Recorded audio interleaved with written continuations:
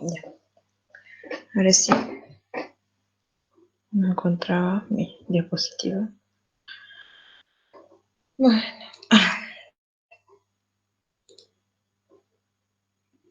Hasta ayer habíamos hablado sobre todo lo que es nuestro modelamiento. Hemos empezado a hacer ejemplos, ¿no es cierto? Les había dado algunas recomendaciones y ahora les voy a dar más, ¿no? Dentro de la dinámica de sistemas está una estrategia de la calidad, ¿no? Donde la mayoría de los análisis estratégicos en la empresa son disparados por una crisis o la necesidad urgente de una solución de un problema, ¿no? Por ejemplo, les hablo mucho de la situación actual porque es lo que estamos viviendo, ¿no? Ahora, el COVID, ¿no? Entonces, ahorita necesitamos saber cuál es el comportamiento, cómo funciona, qué pronósticos podemos tener con el comportamiento que hemos tenido desde hace más de un año, ¿no es cierto? Entonces, estamos en crisis, por lo cual es bueno y se ha creado, les dije, ¿no es cierto? Se ha creado un modelo dinámico del comportamiento de COVID en el mundo, ¿no? Entonces, los modelos de dinámica de sistemas pueden jugar un rol importante dentro de lo que es el entendimiento de un problema y sus causas. Básicamente nos ayuda mucho a entender los problemas y sus causas y determinar cuáles pueden ser las consecuencias o qué cursos de acción alternativos podemos tomar, ¿no? Podemos realizar o probar alternativas bajo diferentes escenarios, ¿no? Es menos costoso que implementar algo real, ¿no es cierto? Entonces, la simulación nos ayuda a todo aquello que es solucionar problemas, analizar, toma de decisiones, ¿no es cierto? Entonces, como podemos, dentro de lo que es la dinámica de sistemas, vamos a poder ver diferentes alternativas, jugar con las variables, ver qué pasa si hago esto, qué pasa si dejo de hacer esto, ¿no? Entonces ahí nos ayuda a tener un panorama un poquito eh, interesante, ¿no? Que nos va a ayudar a tomar decisiones más adelante, sin el riesgo de causar problemas reales, ¿no? Simplemente en la simulación.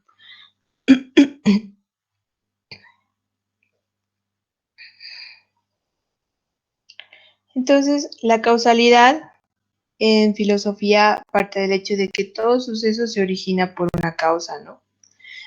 Como habíamos dicho, origen o principio. Entonces tenemos una causalidad. A provoca algún efecto en B, habíamos dicho, ¿no? Entonces, para que un suceso de A sea la causa de un suceso de B, tiene que cumplir tres condiciones, las siguientes.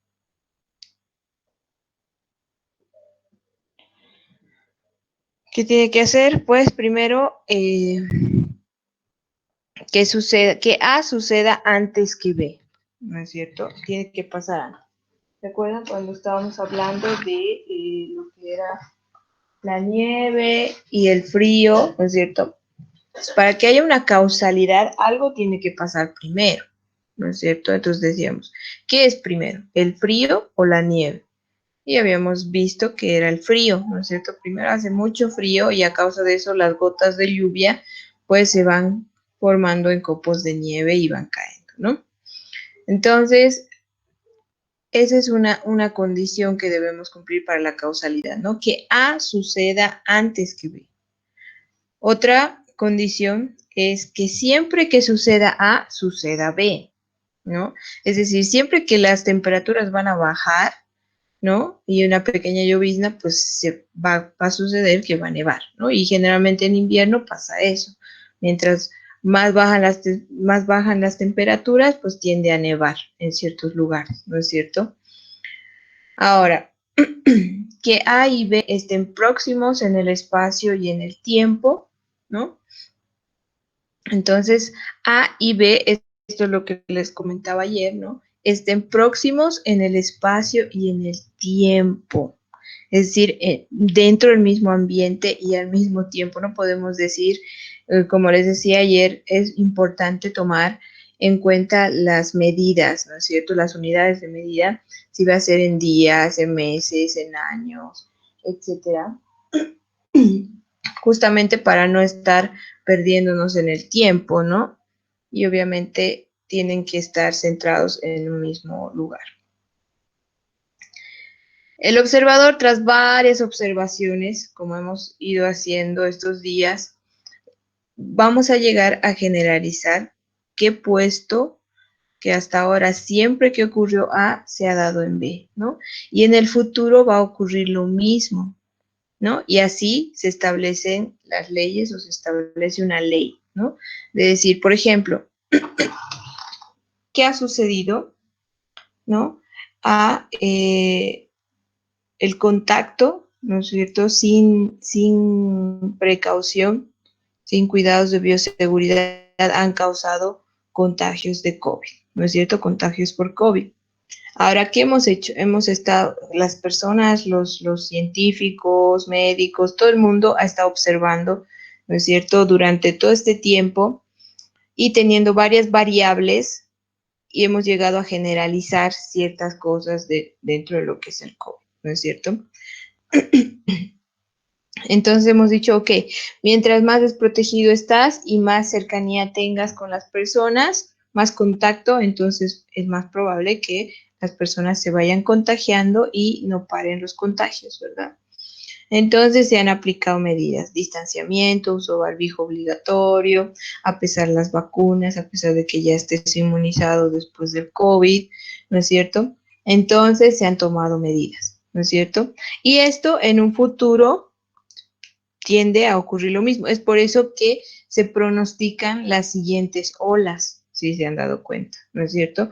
Entonces se dice, ok, hemos tenido, y es fácil bueno, no es tan fácil, pero sí cuando se tiene una, ¿cómo se dice? Una observación bien estudiada y tenemos hechos que han pasado, a ver, por ejemplo, ahorita sí a grandes rasgos les digo, ¿qué es lo que ha pasado el año pasado? Hemos empezado la cuarentena en marzo, ¿no? Han empezado a subir los casos de contagio a partir de marzo hasta junio, julio, ¿no? Como a estas mismas fechas, ¿no? Y entonces ha empezado a crecer el número de contagiados, de muertos, etcétera, la crisis médica, la crisis sanitaria, y luego ha empezado a bajar y se andaba diciendo que va a haber otro rebrote y no sé qué, que en diciembre, que después no, que va a ser en enero, después de mayo, ¿no? Y nuevamente, si se dan cuenta, ha empezado en marzo, ¿no? Entonces, casi un año después, pero también ha ido poco a poco, si se dan cuenta, ¿no? Porque en diciembre también han empezado casos de contagio y así progresivamente ha ido aumentando. Diciembre, enero, febrero, marzo, y nuevamente hemos colapsado en marzo, abril, mayo, junio, ¿verdad? Entonces ahí hemos vuelto a colapsar con los contagios, con las muertes, nuevamente cuarentenas mixtas, etcétera. Y nuevamente estamos bajando los casos, ¿no es cierto? Entonces, según estudios, se dice que el COVID, una vez que te contagias y si tienes síntomas, puedes llegar a ser, a tener inmunidad, entre comillas, ¿no? Durante 3, ¿no? Entre 3 a 9 meses puedes tener inmunidad, depende de cuántos anticuerpos haya creado tu cuerpo, ¿no? Entonces, si nosotros analizamos ese estudio que se ha hecho ya, ¿no? Y que varios médicos están manejando, pues tiene coherencia, ¿no? Porque imagínense, en marzo se empezaron los contagios, pero poquitos, mayo, junio, ¿no? Ha subido bastante, entonces, junio. ¿Cuántos meses son? Julio, agosto, septiembre, octubre, noviembre, diciembre, ¿no? Son 6 meses. Ahí han vuelto a empezar los contagios, ¿verdad? enero, febrero, marzo, 9 meses, y ha empezado a crecer los contagios, ¿no? Es muy probable que esa hipótesis de que los contagiados tienen una inmunidad de entre 3 a 9 meses sea cierta, ¿no? Porque si se dan cuenta, casi 9 meses después hemos vuelto a colapsar, ¿no? Entonces significa que todos los que se han contagiado el año pasado entre marzo y abril también hayan podido volver a contagiarse, y de hecho varios conocidos se han vuelto a contagiar, ¿no? Obviamente algunos más graves, otros más leves, dependiendo del cuerpo, de las defensas, etcétera, ¿no? Pero como que ese comportamiento puede tender a repetirse, por lo tanto, podemos volver hablar de una cuarta ola, ¿no? Entre diciembre a marzo, ¿no es cierto? Entonces, cuando nuevamente los que ya hayamos sido inmunizados por el COVID, pero también ahora hay que contar otro aspecto, ¿no? La vacuna, que el año pasado no existía y este año, pues, existe la vacuna, ¿no es cierto?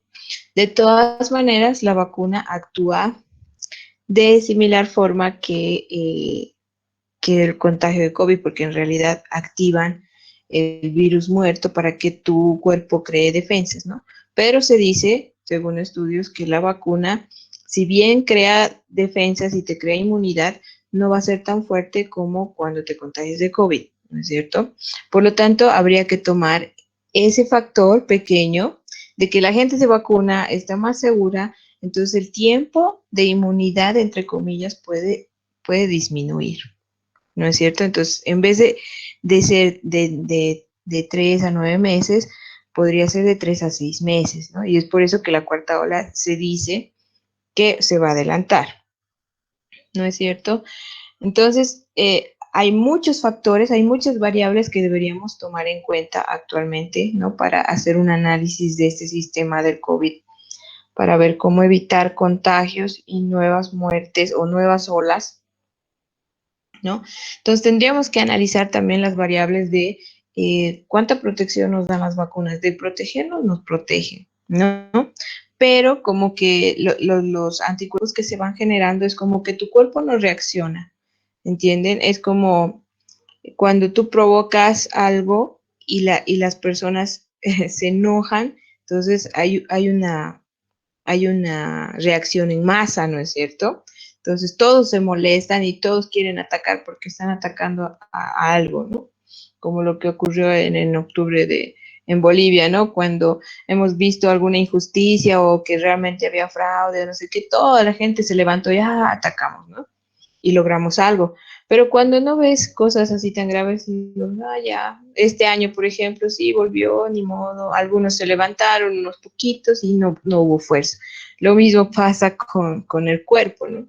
Cuando nos está atacando el virus, mientras más estragos causa en nuestro cuerpo, pues nuestras defensas van a interactuar más, por lo tanto tiende a generarse más anticuerpos para que luchen contra el virus, y eso te hace, de cierta manera, también, si logras salir, ¿no?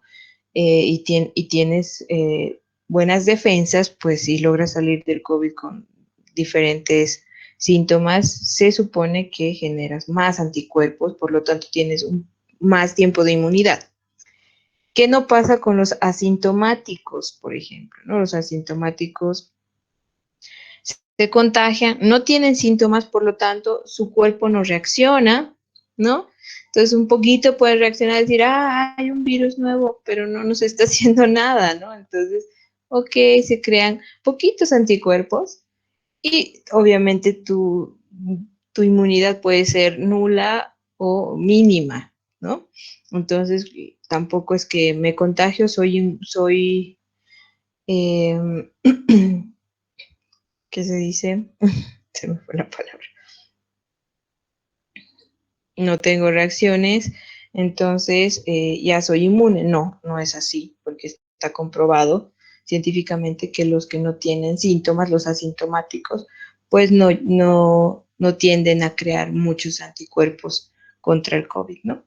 Entonces podríamos tomar en cuenta todas estas variables dentro de un sistema y analizarlos con los diferentes datos que se tienen, porque actualmente Si ustedes buscan datos, números, índices, tasas, porcentajes acerca del COVID, de contagios, de todo vamos a encontrar, porque todo el mundo está encima de la enfermedad, tratando de averiguar por todos los medios posibles qué es lo que está pasando, cómo se comporta, cuál es el comportamiento mundial, y todos quieren tratar de pronosticar. Entonces, tenemos información para poder o realizar, por ejemplo, un pequeño diagrama, un pequeño modelo dinámico en este sentido, ¿no? Entonces, a eso se trata. Cuando nosotros observamos, tras varias observaciones, vamos a llegar a generalizar ciertos supuestos, ¿no? Y que después, como ya sabemos cómo se comporta de esta manera, entonces podemos simular a futuro, ¿no? Y podemos pronosticar algo. Podríamos pronosticar, por ejemplo, eh, cuándo puede ser la próxima ola, y qué podemos hacer para inmunizarnos, no vacunarnos más, contagiarnos todos, no salir, seguir con cuarentenas, cerrar boliches, no sé, ¿no? Tantas variables que podríamos utilizar. Dentro de lo que es los tipos de sistemas de retroalimentación, ¿no? Tenemos los sistemas abiertos, ayer preguntaban, ¿no es cierto? Eh, ¿Puedo tener ciclos abiertos o tienen que ser cerrados? No les dije, ¿verdad? Puede haber ciclos abiertos, bueno, puede haber sistemas abiertos y retroalimentación. Las retroalimentaciones son cerradas porque se está retroalimentando, ¿no es cierto? Entonces, los sistemas abiertos se caracterizan por salidas que responden a una entrada, ¿no?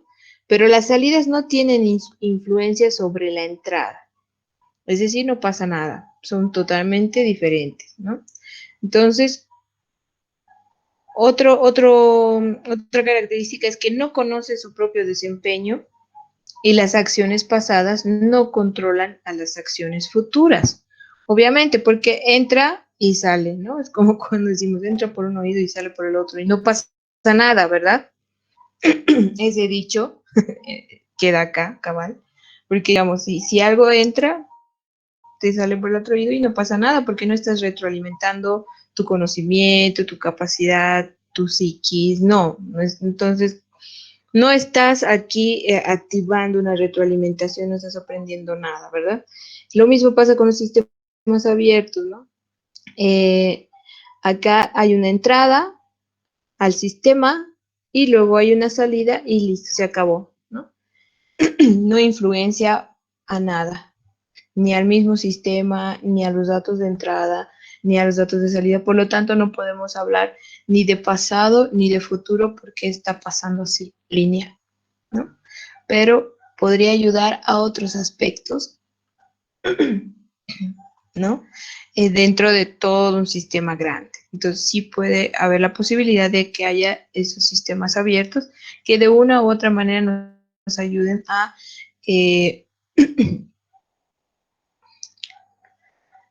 generar algún cálculo, ¿no? Y darnos una salida que nos sirva como entrada para otro sistema cerrado de retroalimentación. Entonces, acá tenemos el sistema de retroalimentación o sistema cerrado, que en este caso va a estar influenciado por su propio comportamiento pasado, ¿no?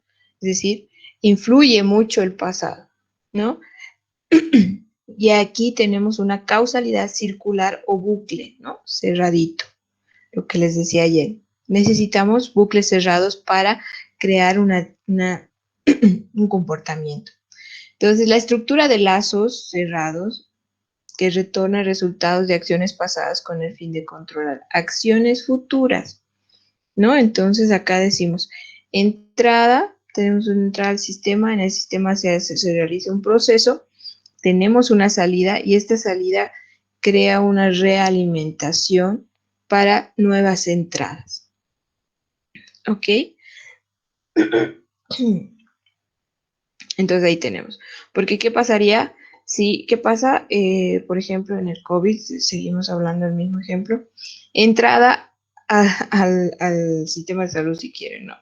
¿Cómo crece la población con COVID y la pandemia? ¿Cómo se hace pandemia? Pues porque el número de las entradas, o sea, los contagios, las personas contagiadas, pues están entrando a un montón, ¿verdad? Entonces ha sido tan grande que la población de COVID ha crecido a tal punto que se ha vuelto una pandemia mundial, ¿no? Entonces, ¿qué salidas tendríamos? No había salida en ese tiempo, ¿no? Entonces, la única salida que teníamos era la muerte, ¿no?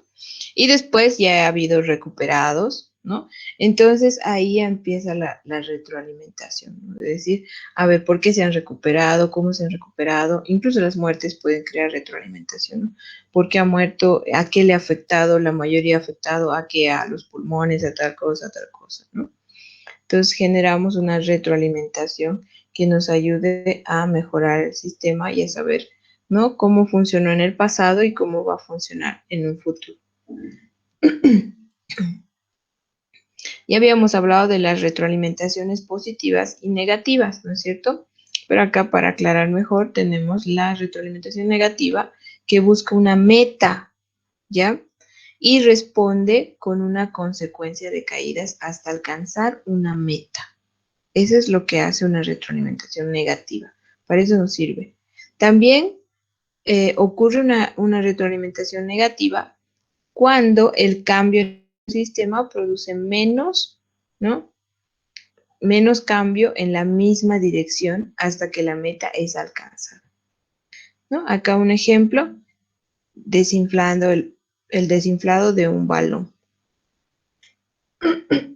¿no? Entonces tenemos queremos desinflar un balón, entonces tenemos una retroalimentación negativa donde vamos a bajar hasta lograr nuestra meta y la meta es desinflar el balón, ¿no? La positiva, la retroalimentación positiva genera procesos de crecimiento, les decía ayer, ¿no es cierto? Donde las acciones construyen un resultado que genera acciones aún más grandes, ¿no? Algo que va a crecer, crecer, crecer. La negativa, hasta cumplir la meta, disminuye. No es que disminuya siempre y forever, no. Disminuye hasta llegar a una meta. En cambio, la positiva no hay una meta, ¿no? Simplemente crece. Genera acciones aún más grandes, más grandes, más grandes. Y acá tenemos, ejemplo, la reproducción de conejos, como les decía, ¿no?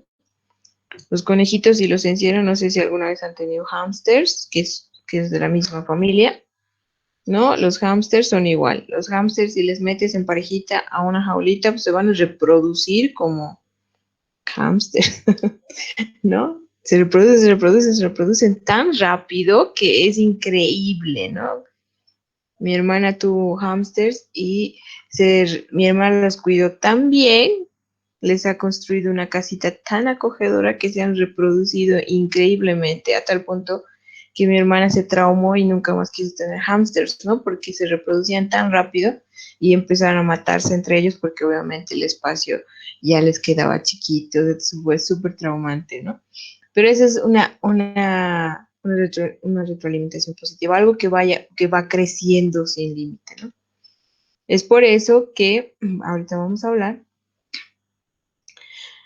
Nosotros tenemos que saber definir el problema. Ayer les había corregido bastante porque algunos se desviaban, algunos ni tomaban en cuenta el problema, ¿no? Otros se han ido desviando por tratar de encontrar la solución a un problema, entonces se han ido abriendo, que se han desviado del problema central, ¿no? Entonces, lo importante es que sepamos definir e identificar el problema con claridad y describir los objetivos de nuestro estudio con precisión, ¿ya? Entonces, ¿cuál es el objetivo de mi estudio, no? En el caso de ayer teníamos el feminicidio en cuarentena, no cualquier feminicidio, no el feminicidio en general, no el feminicidio, por XZ motivo. No, simplemente estamos hablando del feminicidio en cuarentena. Entonces, identificamos el problema. Ha habido un problema. El encierro ha causado más feminicidios. ¿Por qué? ¿No? Entonces, describir los objetivos del estudio con precisión. ¿Cuál es mi objetivo? Determinar, ¿no es cierto?, por el porqué del feminicidio en cuarentena.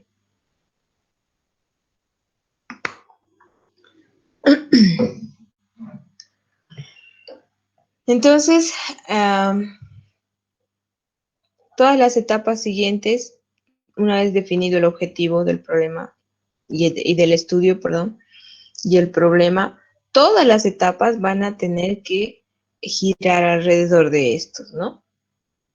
Entonces, vamos a completar una descripción en base a la aportación de conocimiento del tema por parte de expertos, también les había dicho ayer, ¿no es cierto? O tener una documentación básica o lo que sea. Por ejemplo, les decía, ayer podíamos conseguir toda la información en la página oficial, bueno, no toda, pero podríamos conseguir cierta información de expertos y también reales en la página del SLIM de Cochabamba, por ejemplo, ¿no? Y podríamos concentrarnos en Cochabamba. Entonces podríamos encontrar, ¿no? Datos de feminicidios, causas, números dentro de la página, ¿no? Porque se encuentra diferente información. Entonces necesitamos esa descripción, necesitamos conocer cuáles son los motivos, si las personas denuncian, si no denuncian, eh, ¿no? ¿Cuántos casos realmente son tratados psicológicamente, ¿no? Varios de ustedes decían, tienen que tener un tratamiento psicológico para mejorar y así evitar, ¿no es cierto?, los feminicidios. Entonces sería averiguar si realmente se les da un trato o un tratamiento psicológico a las víctimas de agresión, ¿no?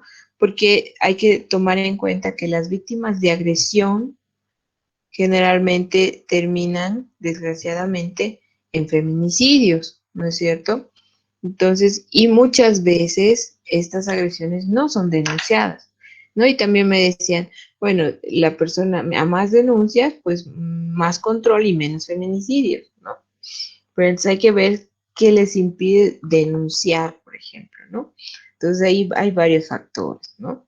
Podríamos ir analizando esas diferentes variables, donde qué impide hacer una denuncia previa, muchas veces los hijos, muchas veces es la psicología que utilizan ante estas mujeres agredidas, ¿no es cierto? Entonces hay mucho por contemplar y eso se debe estudiar, se debe hacer un estudio previo. Obviamente para los ejercicios, para el ejercicio que hicimos ayer, no hemos tenido un estudio previo, ¿no? ¿Qué es lo que se debería hacer? Simplemente les lancé la pregunta y ustedes sacaron hipótesis válidas, ¿no? Pero, digamos, si quisiéramos realizar un verdadero modelo, tendríamos que empezar a investigar, a hablar con expertos, a tener un gran conocimiento acerca del tema y saber con qué variables podemos manejar, pronosticar y qué variables nos ayudan, qué datos y variables nos ayudan a tener más claro este sistema, ¿no? Entonces, el resultado de esta fase es una primera percepción de los elementos que tienen relación con el problema planteado, ¿no? Entonces, acá vamos a ir viendo todas las relaciones hipotéticas, ¿no?, que existen entre las diferentes variables y cuál sería un comportamiento histórico. Para tener un comportamiento histórico necesitamos datos históricos reales, obviamente, ¿no? Porque inicialmente lo que vamos a modelar vamos a simular el sistema con datos históricos, con datos que sí han existido, y eso nos va a ayudar a saber si estamos nosotros diseñando bien, ¿no? Lo ideal es tener datos históricos, pero en muchos casos, cuando diseñamos, cuando queremos modelar sistemas que no existen en la realidad, entonces no se tienen datos históricos, ¿no? Entonces ahí es donde tenemos que jugar mejor nuestras cartas y tener mucho más conocimiento, ¿no? Es más sencillo, por así decirlo, entre comillas, realizar un modelo dinámico con datos históricos que nos van a ayudar a saber si realmente funciona o no. Entonces, al definir nuestro sistema, vamos a ir definiendo nuestro sistema. ¿Ya? Un sistema es un conjunto de elementos relacionados entre sí, ya habíamos dicho, ¿no?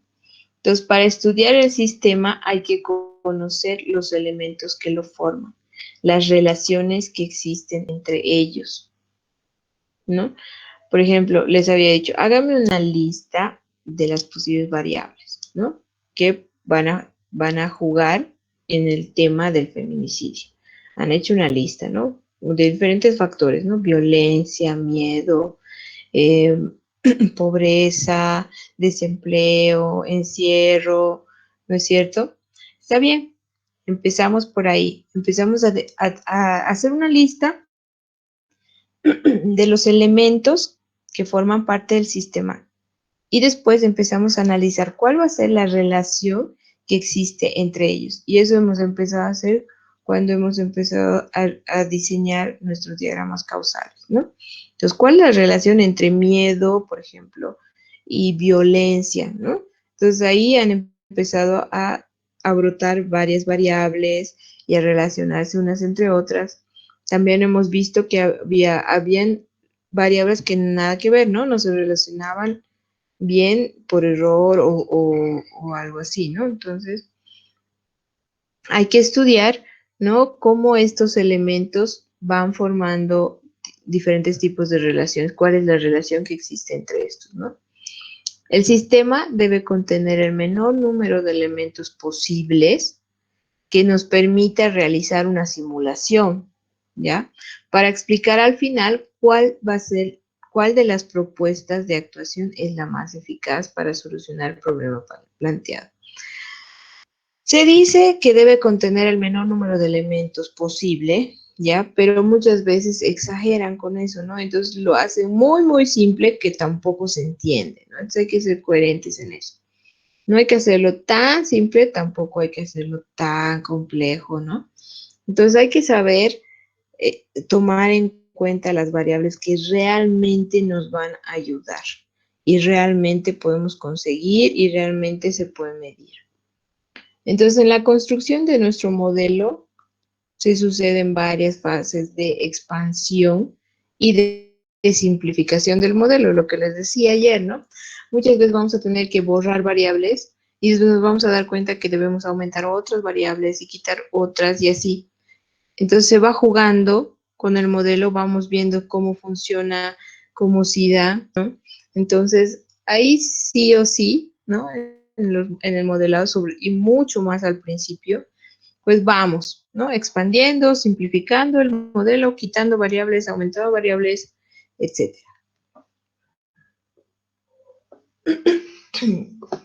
Luego están los diagramas causales o de lazo, ¿no? En esto ya habíamos visto que es un diagrama que recoge elementos claves del sistema, ¿ya? Y las relaciones entre ellos. Entonces, tiene un propósito los diagramas causales. El propósito de mostrar de manera sencilla un modelo mental acerca de una estructura y estrategias de nuestro sistema, ¿no? También nos va a ayudar a comprender cómo la estructura de los sistemas provocan su comportamiento. Esto implica la retroalimentación de la información y las relaciones existentes entre los diferentes elementos de toma de decisiones, los resultados y la retroalimentación. Entonces, los diagramas causales son como que una primera etapa de lo que va a ser la metodología dinámica de sistemas, que nos van a ayudar a comprender el sistema en sí y cuáles son las causalidades y relaciones que pueden tener. Estos diagramas nos van a permitir definir rápidamente la hipótesis acerca de las causas de la dinámica del sistema. Entonces vamos a obtener y capturar nuestros modelos mentales, ¿no? Vamos a poder comunicar las relaciones y las retroalimentaciones que se pueden considerar más importantes dentro del modelo. Entonces, ¿qué son nuestras causalidades? Pues consisten de variables conectadas por flechitas, como hemos hecho ayer, ¿no? Denotando influencias causales entre las variables. Entonces, acá teníamos A, B, C, ¿no? Pero acá tenemos efecto va a causar, ¿no? Algo, y esta causa va a tener un efecto. Y lo mismo, esta causa va a tener este efecto y este efecto va a causar algo. Y esta causa va a tener otro efecto, ¿no? Y así podemos ir, si se dan cuenta, uniendo, ¿no? Aquí hay una conectividad entre las tres variables. Entonces acá, para que entiendan mejor, se dice símbolo, ¿no? Tenemos X va a causar Y, ¿no? La interpretación sería de la siguiente manera. Para todos los demás constantes, si X aumenta o disminuye, entonces Y aumenta o disminuye sobre, ¿no? O debajo de lo que debiera, ¿no? Esto dependiendo. Puede subir o aumentar, pero en la misma dirección, ¿no? Si esto sube, esto sube. Si esto baja, esto baja. Entonces, en caso de acumulación, X se añade a Y.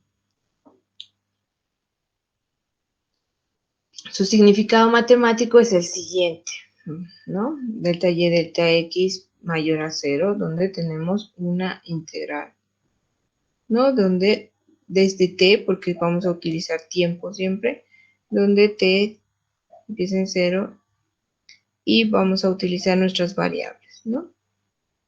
En el tiempo. Un ejemplo, esfuerzo incrementa resultados. A más esfuerzo, más resultados. A menos esfuerzo, menos resultados. Luego está la relación negativa, que se interpreta de la siguiente manera: para todo lo demás constante, ¿no? Si X aumenta o disminuye, entonces Y disminuye o aumenta, ¿no? Entonces, si X aumenta, Y disminuye. Si X disminuye, Y aumenta. Entonces, por debajo o sobre lo que debiera, ¿no? Ahora, en caso de acumulación X, se subtrae de Y. Entonces, acá su significado matemático sería menor a 0, a diferencia del positivo, ¿no? Cuando tenemos una integral, también va a estar basada en el tiempo. Un ejemplo, frustración, resultados, ¿no? A más frustración, menos resultados. A menos frustración, más resultados. De esa manera se puede leer esto, ¿no? Y acá tenemos un ejemplo más, ¿no? Decimos, a más motivación, aquí tenemos un ciclo positivo. ¿No? Aquí es un ciclo positivo. Líquido. Y acá también es positivo. Si quieres. ¿No? Entonces tenemos, aquí hay una dirección de liderazgo, ¿no? A más dirección de liderazgo, más motivación. A más motivación, más resultados. A más resultados, más motivación. Y esto es a más resultados, menos frustración, ¿no? Y a más frustración, menos resultados, ¿verdad? Y la división de trabajo nos va a colaborar a aumentar la frustración. Entonces, de esa manera tenemos nuestros ciclos positivos, negativos. La polaridad, ¿no? Un lazo de polaridad positiva es un lazo que aumenta de manera exponencial infinitamente, ya habíamos dicho. Los lazos negativos son lazos que corrigen el crecimiento infinito, contrarrestando el cambio, ¿no? Los negativos son los buenos. Si el número de relaciones es par, se tiene polaridad positiva, habíamos dicho. Si es impar, negativa o de balance, ¿no? Entonces acá tenemos una relación positiva, ¿no? Entonces tenemos más, positivo. Y acá tenemos una relación negativa. donde tenemos menos, más por menos, menos, ¿no? Negativo. Así funciona o es el comportamiento de los lazos o bucles positivos y negativos, ¿no? Entonces acá llevando el modelo hacia una situación estable y los positivos, el bucle negativo, miren, puede empezar alto, entonces va a ir decrementándose hasta llegar a un punto de equilibrio. Lo mismo, puede ser bajo y se puede ir incrementando hasta llegar a un punto de equilibrio estable, ¿no? Este es un bucle o un ciclo negativo en el tiempo. En cambio, los positivos hacen inestable nuestro sistema, ¿ya? Con independencia de la situación de partida, ¿no? Pueden empezar a donde quieran, pero siempre tienden a crecer, crecer, crecer, crecer. Cualquiera, miren, todos van creciendo, ya sea hacia arriba o hacia abajo, pero crece. No se estabiliza, ¿ya? Incluso acá podríamos decir que empiezan en algo estable y se dispara, ¿no? Entonces los ciclos positivos son malos, por así decirlo. En cambio, los negativos nos llegan a estabilizar el sistema. ¿Qué elementos importantes tenemos dentro de lo que es nuestros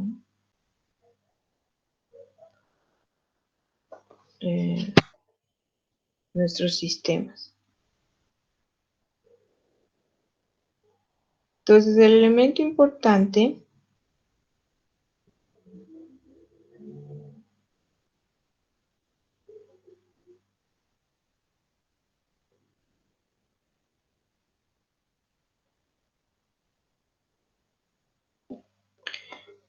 Perdón, el elemento limitante, les había dicho, necesitamos tener un elemento limitante dentro de nuestros sistemas y va a ser aquel elemento de nuestro sistema que va a limitar el crecimiento del sistema, ¿ya? En cierto momento.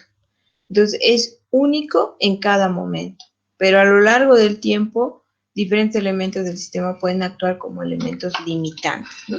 Siempre es bueno detectar un elemento limitante, ¿no? Por ejemplo, ¿qué hace, qué limita el crecimiento de conejos, ¿no?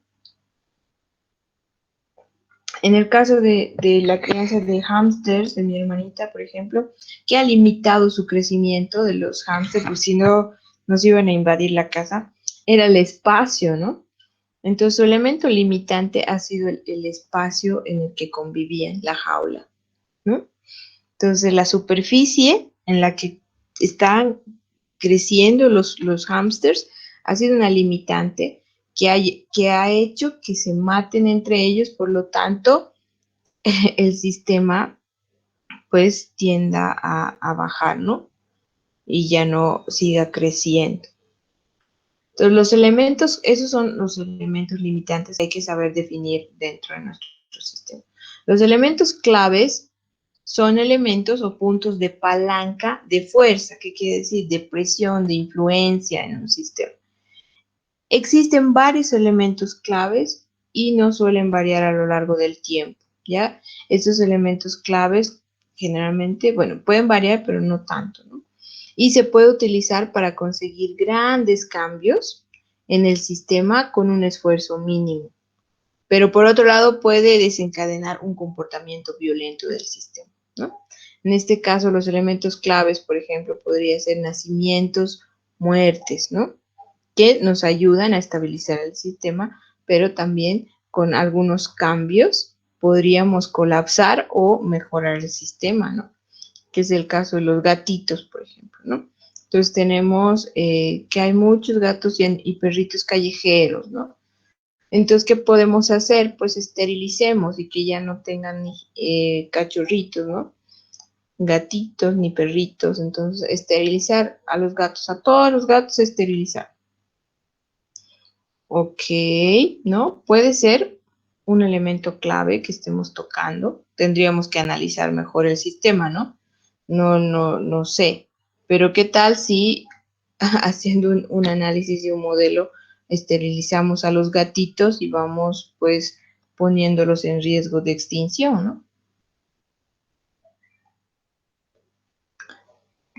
pero eso tendríamos que ver de acuerdo a cómo se reproducen, cada cuántos, qué tan fácil, ¿no?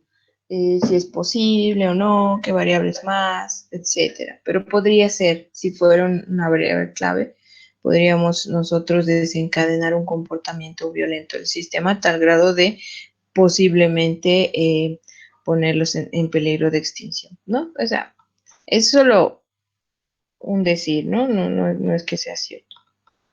Tendríamos que analizar bien el sistema. Entonces, los sistemas estables, en cambio, un sistema estable es cuando se haya formado o denominado o dominado por un bucle negativo. Les decía, ¿no? Me vuelvo a responder la pregunta de ayer porque sí es una pregunta importante, que los bucles negativos hacen que nuestro sistema sea estable, ¿ya? Entonces, un sistema estable va a ser cuando esté formado o dominado por un bucle negativo, ¿ya? Y va a ser inestable cuando el bucle es positivo. Por eso les decía ayer, tienes solo bucles positivos, ¿no? Entonces, tienes pura retroalimentación positiva y eso no está bien, ¿no? Porque no estamos estabilizando el sistema. Entonces, es necesario que haya bucles negativos, más incluso posiblemente que los positivos, ¿no? Que nos ayuden a estabilizar nuestro sistema. Pero obviamente puede haber sistemas que tengan solamente, no solamente, pero puede que estén dominados por bucles positivos. Eso significa que ese sistema va a estar inestable, ¿no? En cualquier aspecto. Entonces, la estructura básica de los sistemas estables está formada por un estado deseado, por un estado real, ¿ya? Del sistema, y estos dos estados se comparan y en base a este valor el sistema va a tomar ciertas acciones para igualar el estado real al deseado, ¿no? Entonces acá tenemos estado real y un estado deseado que va a causar una diferencia, ¿no? Entre el estado deseado y real, pero mediante una acción vamos a actuar, ¿no? Entonces tenemos una acción que nos va a llevar, que nos va a ayudar a llegar o nos va a llevar a un estado real, ¿ya? Y este estado real va a generar a menos diferencia, vamos a aportar un estado deseado que nos va a llegar, nos va a ayudar a tener el estado deseado, ¿no? Si queremos estudiar, si queremos viajar, si queremos mejorar el COVID, ¿no? Si queremos bajar el feminicidio, etc. El sistema con factor externo habla, y esto es un poquito, les estoy hablando de lo que van a ir exponiendo, ¿no? Las mañana y el lunes. Entonces acá tenemos los sistemas con factor externo. Un sistema es un sistema que basa sus objetivos en la realidad y pretende mejorar, ¿no? Mejorarla y está abocado a una tendencia permanente a los buenos resultados. Entonces, un sistema que obtiene sus objetivos de una base externa, por eso el sistema con factor externo, al sistema es inmune a ese tipo de procesos. Entonces, tenemos acá un factor externo, ¿no? Que va a influenciar al estado deseado de cierta manera. Entonces, el estado real, ¿no? El estado deseado, perdón, va a estar influenciado por el estado externo. Luego tenemos el efecto del factor externo, ¿no? Entonces el sistema recibe ayuda para lograr su estado deseado de otro sistema externo a él, ¿no? Y el sistema propio desarrolla acciones para lograr igualar el estado real al estado deseado, ¿no? Esto reduce paulatinamente la diferencia. Entonces, con la ayuda del factor externo, ¿no? La reducción es mucho más rápida y habitual, ¿no? Y es igual a cero al cabo de poco tiempo. Entonces, ayudarse de un factor externo para situar el sistema en una posición deseada, ¿ya? Acá, no es malo en un principio, ¿no? pero es usualmente beneficioso y nos permite permite al sistema plantear la consecución de mejores objetivos más adelante, ¿no? Entonces, todo este sistema propio intenta corregir la posición del sistema, ¿no? Y que, o sea, ¿cuál es la posición del sistema que se debilita? Finalmente, el sistema original, ¿no? Porque tenemos un estado deseado ajeno. El sistema original toma una posición de dependencia total al sistema externo, y eso es malo, ¿no? O bueno, depende de cuál sea el objetivo y demás. Luego están los sistemas hiperestables. Eso es cuando un sistema está formado por múltiples bucles negativos y cualquier acción que intentamos modificar un elemento no se ve contrarrestado, ¿no? Entonces, no va a ser contrarrestado solo por el bucle en el que se va a hallar dicho elemento, ¿no? Sino por todo el conjunto de bucles negativos que están en su apoyo, ¿no? Están estabilizando o superestabilizando nuestro sistema. Acá tenemos un bucle negativo, ¿no? Es un bucle negativo. Aquí tenemos otro bucle, bueno, debería ser negativo, ¿no? Y así. Entonces están superestabilizando mi sistema, ¿no? Un estado real y obviamente los diferentes estados deseados. La resistencia al cambio habla de los sistemas estables, pero que son susceptibles a cambios, ¿ya? Y su estructura va a estar diseñada para aceptar o rechazar estos cambios. Después está el sistema quemado, que es el sistema que está habituado a recibir muchos cambios y ha aprendido que los cambios son negativos, ¿no? Entonces perjudican el estado real. Por lo tanto, cuando llega la noticia de un nuevo cambio, el sistema espera lo peor y lo rechaza directamente, ¿no? ¿Por qué? Porque tiene esa, ese miedo histórico, podríamos decir, ¿no?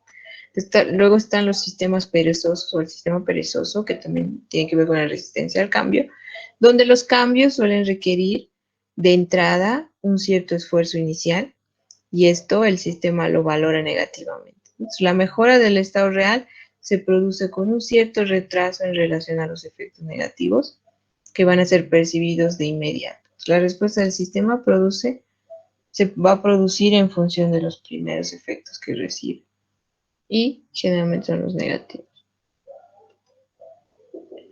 Luego está, bueno, seguimos con la resistencia al cambio, está un sistema joven que no ha realizado aún suficientes acciones correctoras, ¿no? De cambios anteriores porque es nuevo y por lo tanto cualquier cambio no se enfrenta en principio a un rechazo inicial, ¿no? Entonces podemos estar aceptando cambios. También está, se puede presentar resistencia al cambio por no hallarse quemado, sino por pereza, ¿no? Ahora, si hablamos de un sistema viejo que ya ha sufrido cambios, que han empeorado su estado real, entonces ya ha tenido que realizar acciones para volver a situarse en su valor previo, anterior, entonces ha tenido un aprendizaje que le lleva a rechazar varios cambios, ¿no? Entonces el sistema esté quemado en mayor o menor grado, serían los sistemas viejos, ¿no? Acá tenemos el crecimiento exponencial en el tiempo, tenemos acá un ejemplo, ¿no? Una tasa de aumento neto y un estado del sistema que se va incrementando. Acá tenemos una relación positiva.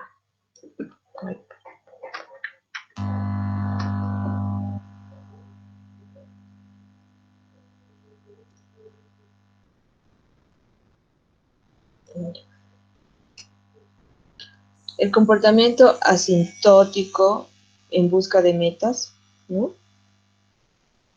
Donde tenemos una relación negativa acá.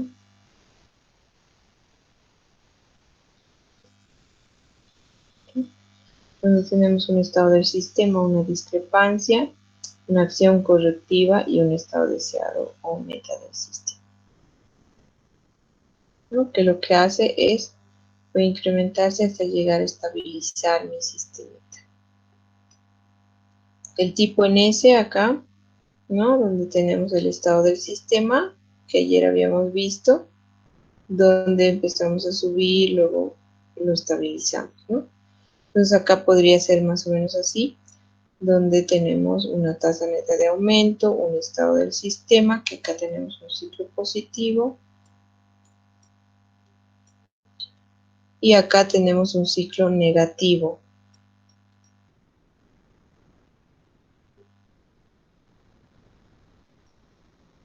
¿No? ¿Se dan cuenta? Tasa fraccional del elemento, positivo tasa neta aumento, positivo estado de sistema, negativo adecuación de recursos, positivo ciclo negativo. Este chiquitín, ciclo positivo. Y acá tenemos la capacidad que está colaborando con la adecuación de recursos.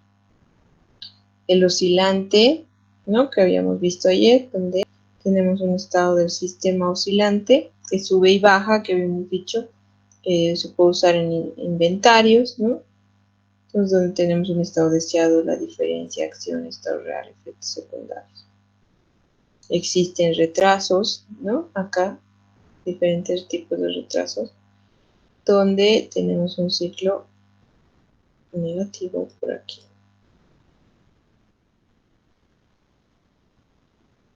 ¿Qué son los retrasos? Los retrasos generan inercia en el sistema, ¿ya? En sistemas complejos. Además, pueden crear las oscilaciones que hemos visto y son fuente de compromisos entre políticas de corto y largo plazo. Entonces, es importante mostrar en qué relaciones existe un retraso. Se producen retrasos a fin de poder explicar y entender mejor el comportamiento del sistema. El tipo S, amortiguado, ¿no? Que empieza así y luego, ¿no? Entonces acá tenemos lo que es un estado deseado, una diferencia, y un estado ajeno, ¿no? Externo,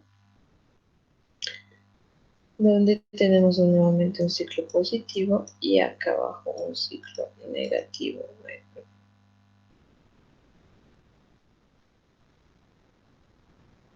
¿Mm? Luego está el crecimiento y colapso, ¿no?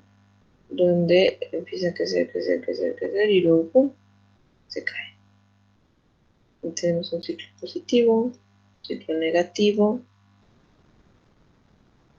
y acá tendríamos un ciclo negativo también.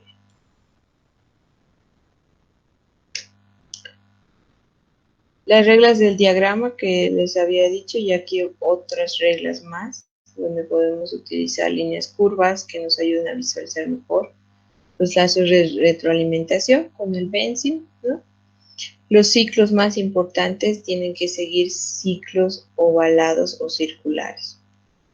Tratar de evitar al máximo líneas cruzadas, ¿ya? Para que no nos mareemos en el diseño. Evitar al máximo los símbolos en los diagramas, ¿no? Con la excepción de aquellos necesarios para aclarar ciertos elementos. También hay que seleccionar el nivel apropiado de agregación.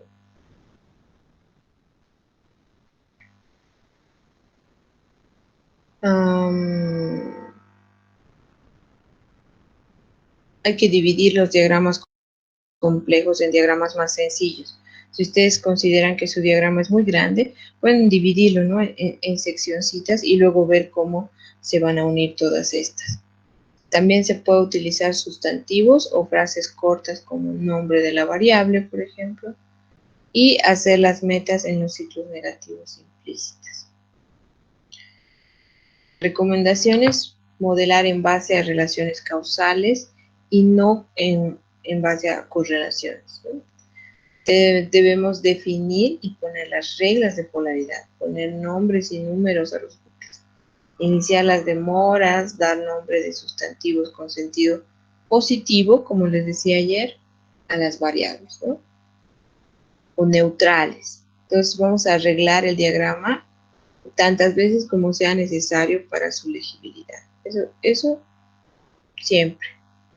Adaptar el nivel de agregación a la conveniencia del lector. Cuando hablamos de niveles de agregación, me estoy refiriendo a agrandar o a simplificar nuestras variables dentro de nuestro sistema, dentro de nuestro modelo, ya dentro de nuestro diseño causal o diagrama causal, de tal manera que sea más entendible a las personas o al lector, ¿no? Representar 7 más 2 detalles, ¿no? Explicitar las metas en los bucles negativos, hay que definir bien nuestras metas.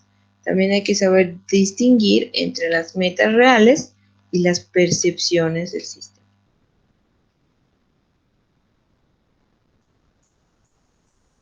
Más errores comunes que les había dicho en la otra diapositiva, acá está más explicadito, ¿no?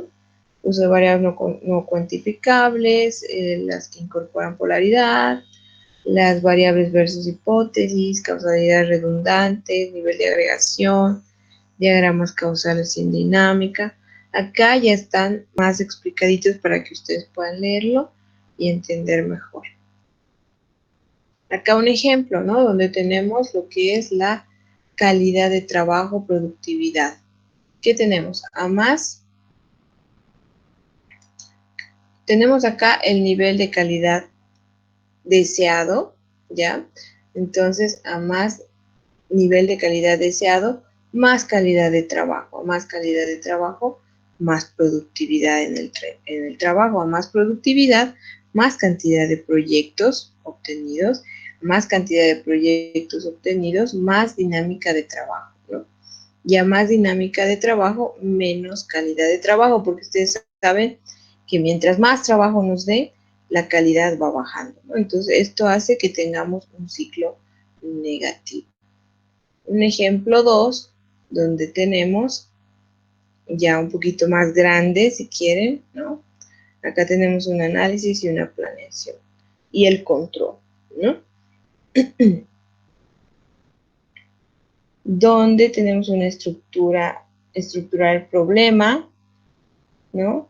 Vamos a probar la estructura del problema, tenemos las pruebas de calibración y consistencia, refinamos la estructura del problema, por lo tanto vamos a aumentar la estructura del problema. Acá tenemos un resultado en este ciclo donde vamos a identificar las estrategias, vamos a tener pruebas de sensibilidad si quieren. Después de identificar las pruebas de estrategias potenciales, vamos a realizar la evaluación de alternativas estratégicas, ¿no? Donde vamos a tener acá luego la selección e implementación de la estrategia deseada. Acá tenemos, de acá va a ir a un mundo real, ¿no? Vamos a tener un desempeño actual, vamos a tener un esperado versus actual, o sea, un mundo esperado versus el actual.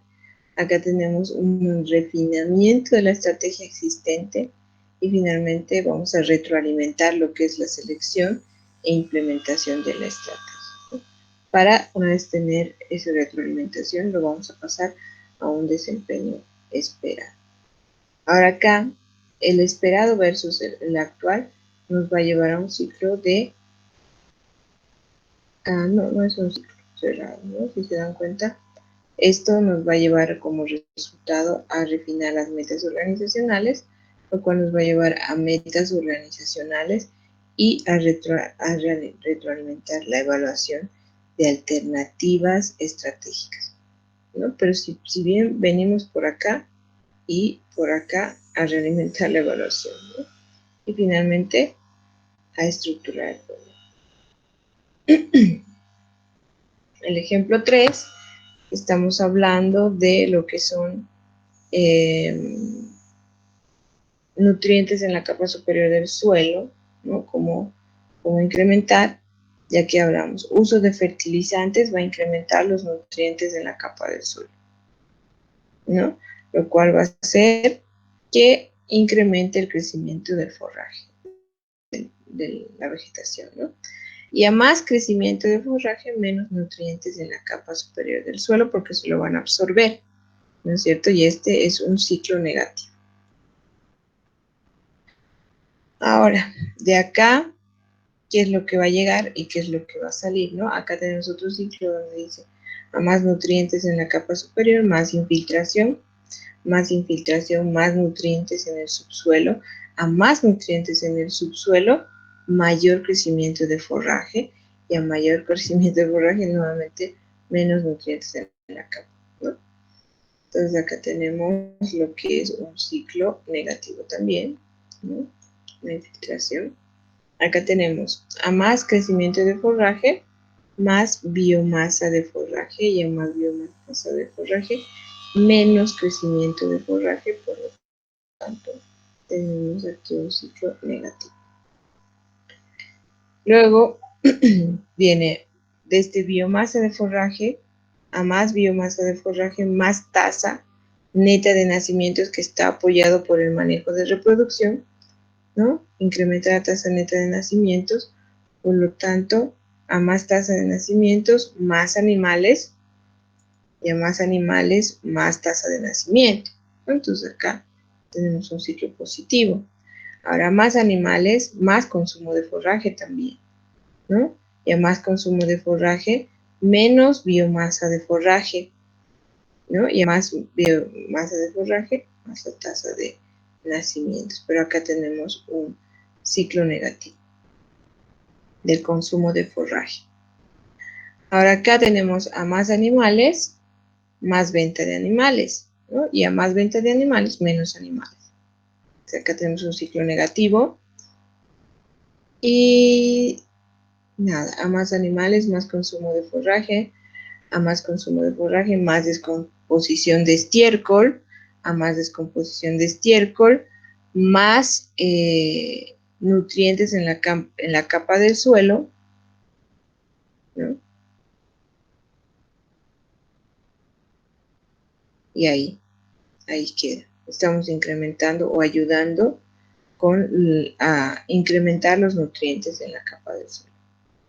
¿Ya? Entonces, aquí también vamos a incrementar de esta manera a más biomasa de forraje, más cenizas de la quema, ¿ya? Y esto está apoyado por un manejo de la quema que también apoya tanto a la biomasa, a las cenizas y a biomasa de hojarasca, ¿no? Donde la biomasa también, a menos biomasa de forraje, más biomasa de hojarasca, ¿no? Entonces acá tenemos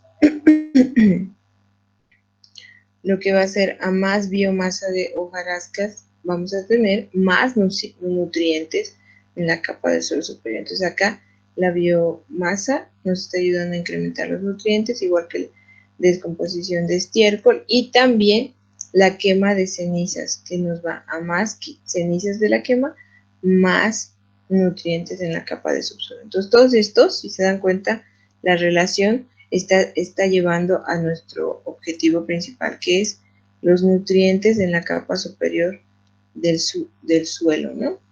Que lo va a incrementar el uso de fertilizantes, la descomposición del estiércol, las cenizas de quemas, la biomasa de hojarasca. Todos esos hacen que haya más nutrientes en la capa del suelo superior, pero tenemos acá uno que lo va a llevar al equilibrio, que es el consumo, ¿no? Que es un ciclo negativo que nos va a ayudar a equilibrar los nutrientes de la capa superior, que hacen que disminuya los nutrientes de la capa superior, ¿ya?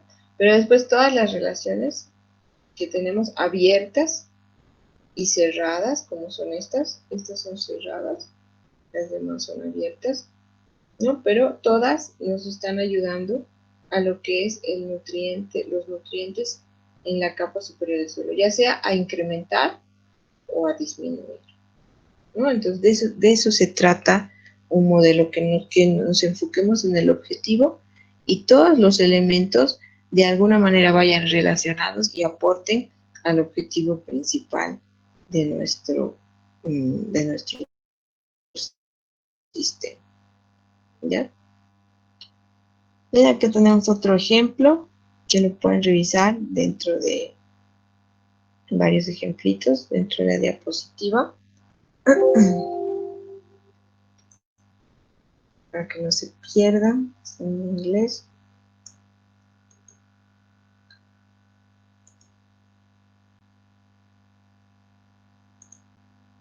Ahora vamos a hacer más ejercicios, ¿ya? En clase para que vayamos adecuándonos a nuestro modelo causal.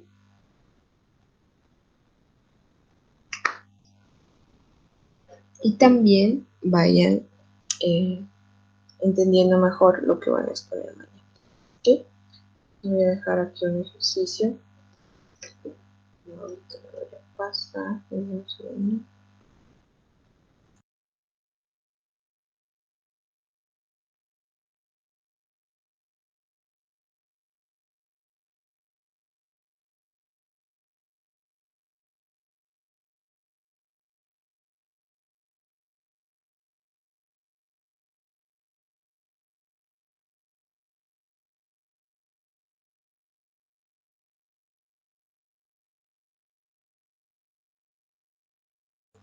¿Alguna pregunta o duda hasta el momento mientras voy buscando la tablita?